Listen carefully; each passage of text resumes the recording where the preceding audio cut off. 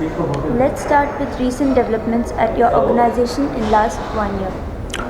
Thank you. Yeah, Panama Wind Energy has been in the forefront of transforming the energy the way India produces.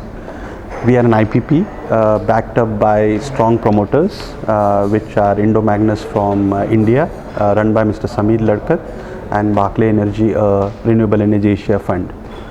As of now, we have 152 megawatt of operational wind portfolio, and now we are venturing into an additional expanding the portfolio by another 100 megawatts, as well as we have ventured into innovative ways into solar energy production, and we are looking for solar energy to be sold under the open access route for captive users of the industry.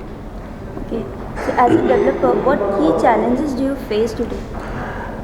As a developer, there are plenty of challenges. The first and the foremost challenge that we feel is the long-term regulatory policies. India has been, there is a massive scale of change in terms of the way the regulators are framing the policies. The government has been trying to promote the renewables on a very large scale. Simultaneously, the utilities and the distribution companies are having their own challenges in terms of making the power acceptable to them. So from a developer's perspective, we see the tariff itself is a huge challenge today. In terms of wind technology, the cost of technology hasn't come down to the expected levels, and therefore we feel a huge pressure on the tariffs that the industry and the distribution companies are expecting from us. Apart from these challenges, we also have challenges in terms of developing a project, whether it's land issues, whether it's the approach issues, the logistics issues. These issues do come up, and we have to somehow mitigate those risks while we do the project. But what happens is that the project actually misses the deadlines, which increases the cost of the project, as well as it has a huge interest burden on the project. The other bigger aspect which I definitely see is that the policies which are now driven are very short term.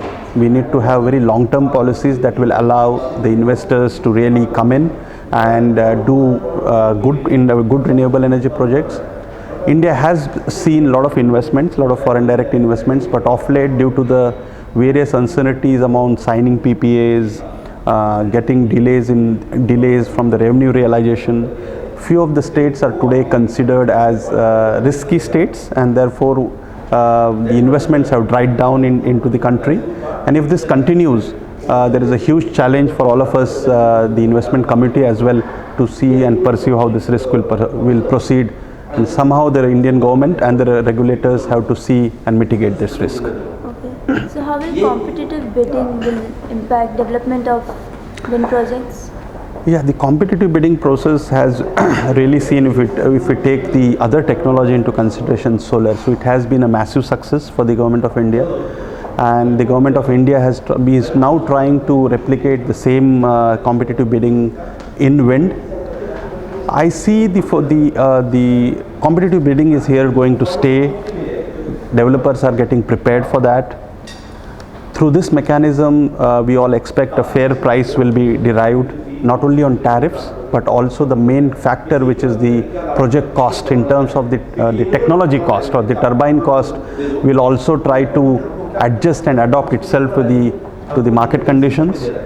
And on a very fair scale, on a top view scale, I think competitive bidding is going to stay. Competitive bidding, how much energy will be absorbed by the grid is what we should look at.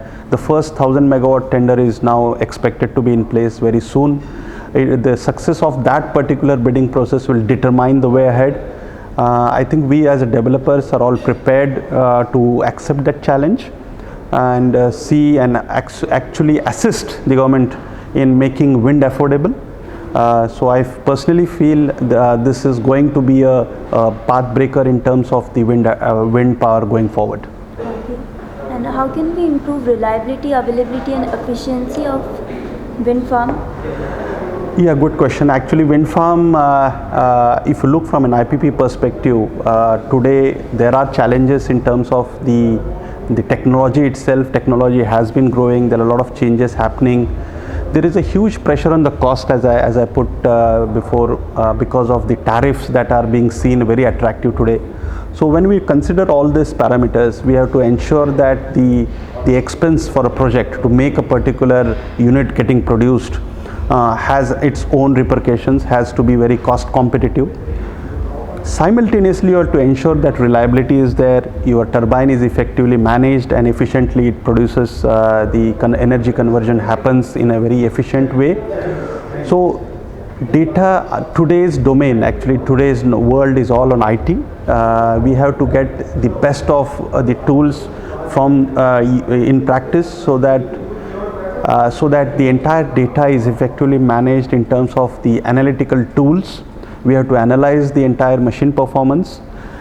Going forward, the Predix platforms and the cloud platforms that we all are talking about is going to act as a catalyst to improve the reliability.